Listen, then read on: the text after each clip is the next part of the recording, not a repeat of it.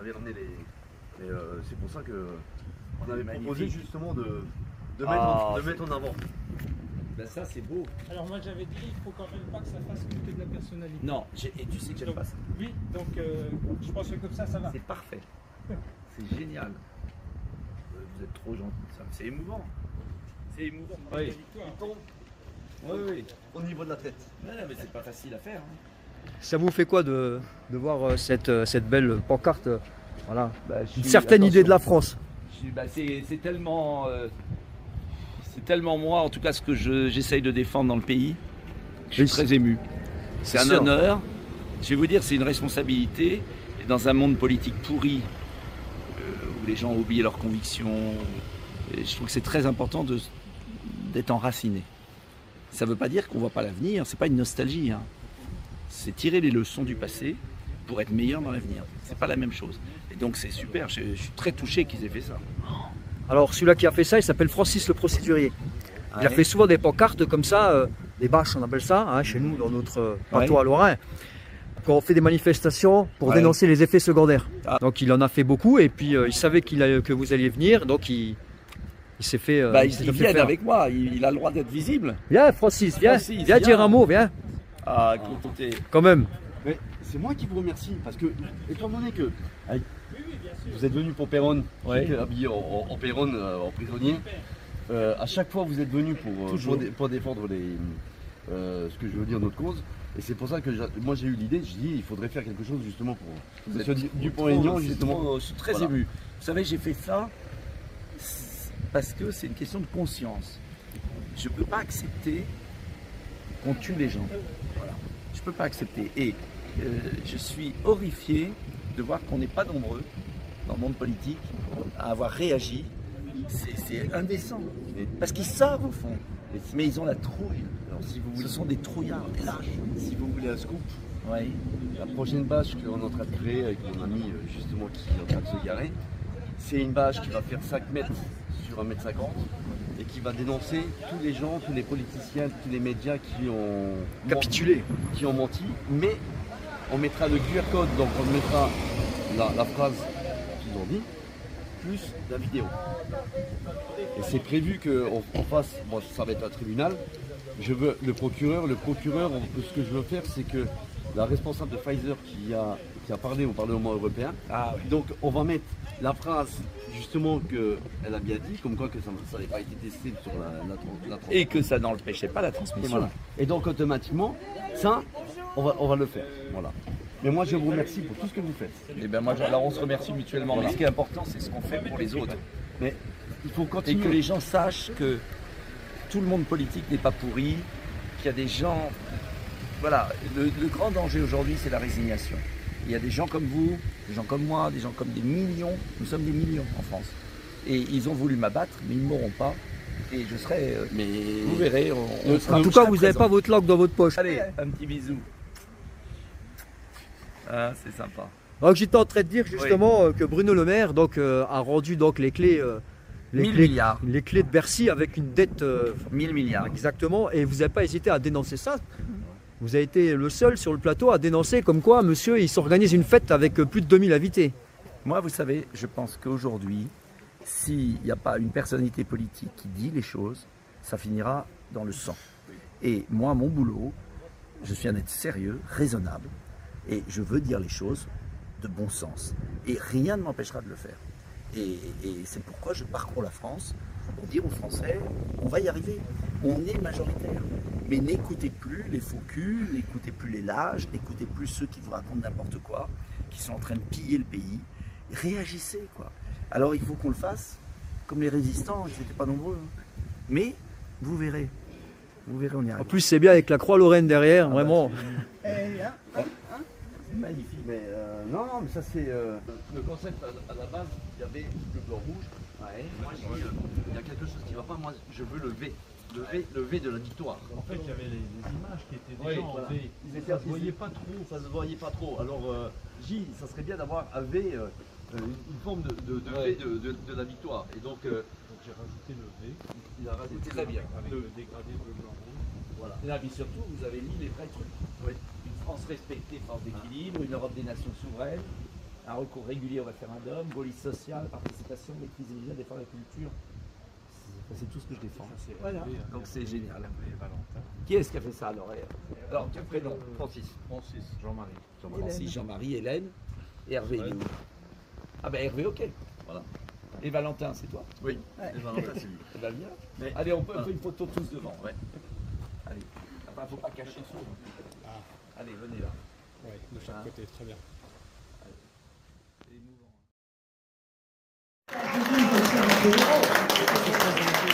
Donc, je lui dis qu'il va avoir une belle surprise pour ton anniversaire. Ensuite, je voudrais remercier la mairie de Malouin qui nous loue la salle, hein, il n'y a pas de passe droit. Et au moins a eu Et le maire a un autre avantage, c'est qu'il a un très beau prénom, c'est le même que le mien. Voilà. Autrement, il y a une belle commune. Franchement, un village de 400 habitants, c'est ça? Ouais. Autrement, je voudrais remercier Eric, qui dirige les Patriotes sur la Moselle. Voilà.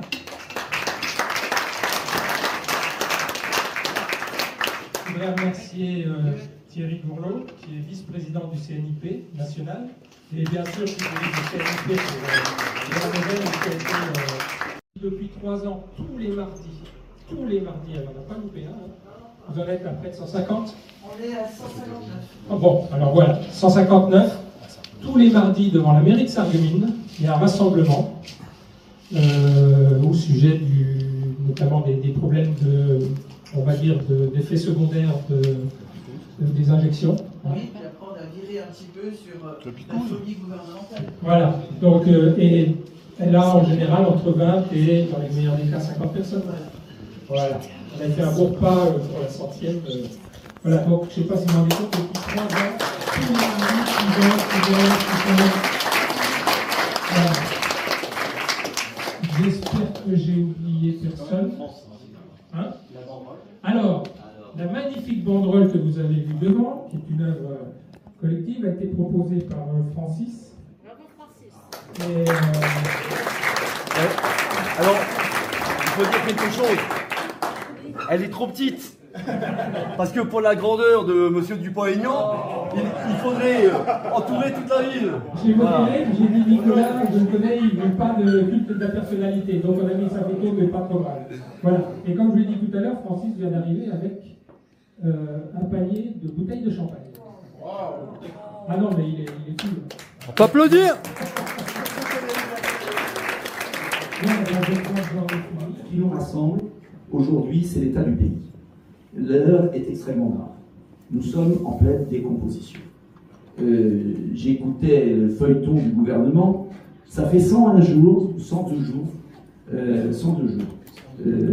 qu'on n'a pas de gouvernement véritable. 102 jours.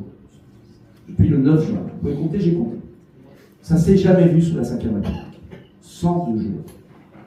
Les Français croient que quand il n'y a pas de gouvernement, finalement, c'est aussi bien que ça tourne tout seul. Ben, c'est pas vrai. Quand il n'y a pas de gouvernement, il y a un gouvernement. C'est le gouvernement de l'ombre. Ce sont les technocrates, les financiers, l'Union européenne, les copains, les coquins qui gouvernent. Ne vous trompez pas. Quand il n'y a pas de gouvernement, il y en a un. Et on voit ce qui se passe aujourd'hui. Ne vous trompez pas. Emmanuel Macron est loin d'être idiot. Il a baladé les Français pendant 3 mois pour préparer le budget. Un budget sur ordre. Un budget qui est écrit par Mme von der Leyen, qui n'est pas écrit par la France. Un budget qui va accroître la casse sociale, l'effondrement du pays, le pillage du pays. Tout ça est très bien organisé. Quoi de plus simple que de supprimer le peuple? C'est Bertolt Brecht qui le disait, le peuple nous gêne, on le supprime. Hein, c'est exactement ce qui est en train de se produire. C'est extrêmement bien. Vous connaissez ce grand tableau, le radeau de la Méduse, il se crampe de tout, il va être ministre de rien. En fait, c'est fascinant et c'est effrayant. Ils se bataillent tous, ils ont tous gouverné, tous. Ils ont été chassés. Voilà, la réalité quand même. Si monsieur le maire, votre équipe avait été virée 2 fois, est-ce que vous reviendriez? Ceux qui sont artisans, on a vu tout à l'heure, qui nous a montré la Moselle, c'était sympa, on est descendu au bord de la rivière. Eh bien, si cet artisan avait fait des pièces défectueuses, voilà, si vous avez tous un métier, si vous échouez une fois, deux fois, trois fois, quatre fois dans votre métier, est-ce que vous continuez? Est-ce qu'on vous garde? Non. Bon. Eh bien non. Sous la Ve République, avec ce système, vous avez des gens qui ont détruit la France, qui ont laissé des milliards de dettes, qui ont détruit notre industrie, qui l'ont rétréci de moitié, on est passé de 20% du PIB à 9%, qui ont organisé le plus grand scandale sanitaire avec le confinement, avec ces injections dangereuses, qui ont laissé mourir des gens dans les maisons de retraite. Enfin, c'est horrible ce qui s'est passé. Et tout ça passe parce qu'il y a des médias complaisants qui ne sont plus des médias, il y a des journalistes qui ne sont plus des journalistes, il y a eu des médecins qui n'étaient pas des médecins, etc., qui, en fait, se couchent. Et j'en parlais avec c'était monsieur. La seule question que je me pose, et la seule motivation qui est la mienne aujourd'hui, j'en ai qu'une, c'est de réveiller les Français. Voilà. J'ai perdu ma circonscription pour ça, parce que je les ai réveillés un peu trop fort, peut-être. Mais ça m'est complètement égal, parce que je pense que beaucoup le regrettent déjà, et on reviendra. Donc ça n'a aucune importance pour moi. Mais je préfère avoir été droit, dire ce que je pense, donner un sens à ma fonction politique. Parce qu'à quoi sert d'être élu? À quoi sert d'être élu si on n'exprime pas des convictions qui servent le pays qu'on aime et qui est le nôtre? À quoi ça sert? Et je me suis posé la question cet été, je vous parle franchement, je me suis dit, mais à quoi bon est-ce qu'on continue? Et puis il y a eu tellement de messages de sympathie, d'affection, et puis surtout de vie. Il y a tellement de Français qui ont envie que ça change. Simplement, ça me fait toujours penser à la phrase de Lech Walesa. Lech Walesa, j'avais vu sur reportage quand j'étais étudiant, nous expliquer qu'avec Jean-Paul II en Pologne, pendant la période communiste, il gardait toujours l'idée que, en fait, ces dictatures veulent faire croire aux gens qu'ils sont seuls, qu'ils sont minoritaires. Et ils réussissent quand chacun se croit seul. Et moi, je sais, pour me parcourir dans toute la France, parce que les gens viennent gentiment me voir, pour beaucoup, alors aussi, ils sont pas contents, c'est vrai, mais en général, ce sont des vrais cons. Non, je plaisante. Ils viennent me voir et ils me disent « Tenez bon, vous êtes différents des autres, c'est important. » J'en dis « Oui, d'accord, mais on fatigue. » Mais non, allez-y. Je voudrais vous dire, moi, quels sont pour moi les 4 points cardinaux de ma pensée et je pense, c'est pas la mienne simplement, de l'esprit de notre mouvement et de ce que nous voulons proposer à la présidentielle.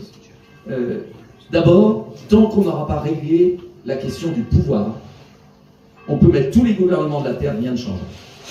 Il faut que les Français reprennent le pouvoir. Ça veut dire quoi, reprendre le pouvoir? Ça veut dire débloquer ce verrou, rendre le pouvoir aux Français. Ça veut dire très simplement, par exemple, l'usage du référendum, le respect du référendum. Souvenez-vous de 2005, c'est là où j'ai quitté l'UMP. Après le vote non, quand Sarkozy a trahi le vote non, et qu'ils ont tous été votés au Parlement, socialistes, UMP ensemble, tous ceux qu'on retrouve sur le radeau de la Méduse, ils ont été votés l'inverse de ce qui avait été refusé, enfin le qui avait été refusé, l'inverse de ce que voulait le peuple. Donc usage du référendum, le RIC, nous sommes dans la soumission la plus totale des États-Unis, que nous avons, à cause de ce conflit, ruiné l'économie allemande et française. Tout ça n'a aucun sens, et que ce sont les pauvres Ukrainiens qui sont de la chair à canon pour financer les entreprises américaines d'armement. C'est un scandale absolu.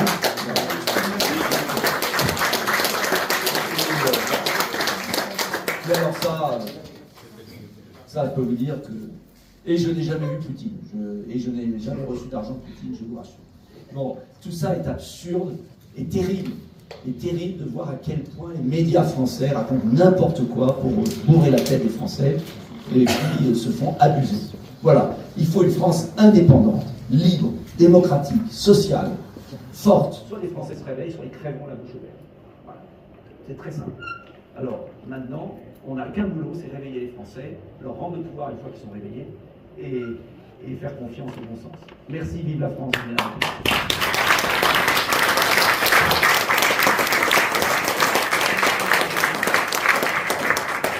J'y arrive. Parce que sinon... on va arriver à 2h du matin. Merci pour tout. Alors, je vous cache pas, j'étais aux assises de la souveraineté. Mais c'est très bien. C'était Moi un- aussi. Mais oh, est-ce qu'on est là dans un esprit de boutique? Non, on est là non. pour le pays.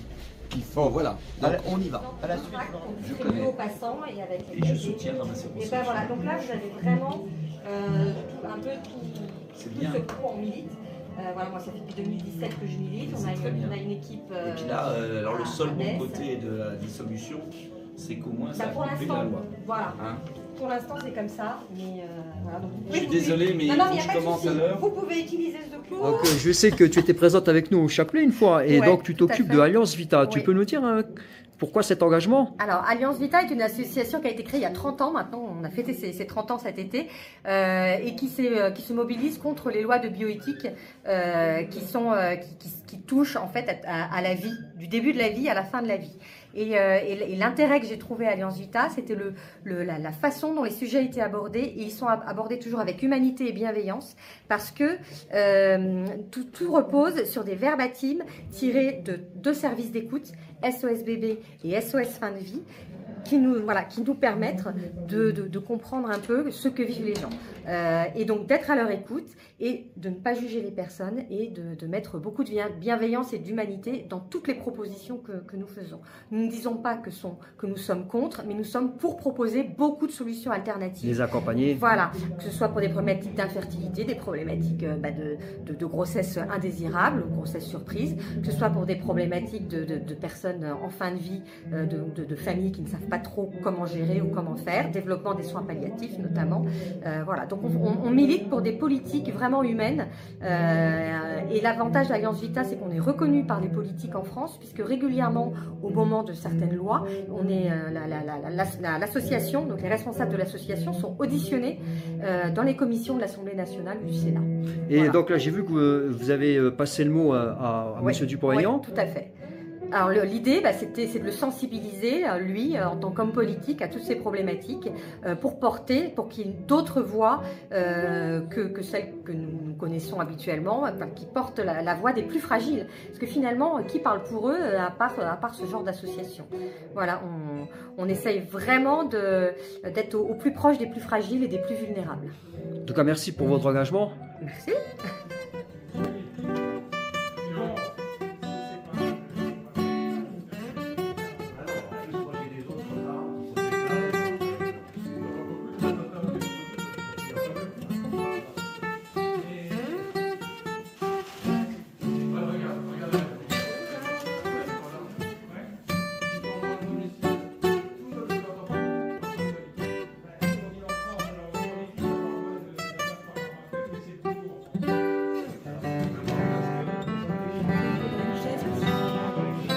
Mets-toi là.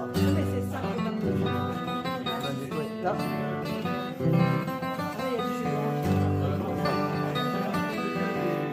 Allez, c'est parti pour le joyeux anniversaire à notre ami Valentin. Ensemble. Joyeux anniversaire. Joyeux anniversaire. Joyeux anniversaire. Valentin.